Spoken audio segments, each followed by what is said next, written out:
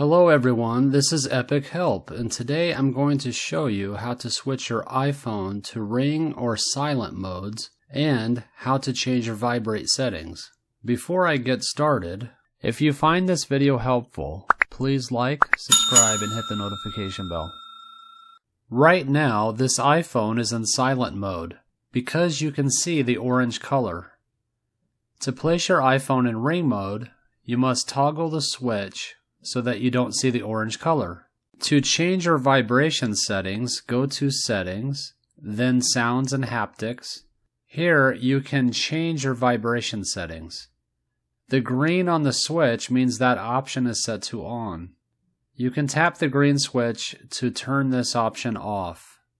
I hope this video helped you. Thanks for watching Epic Help.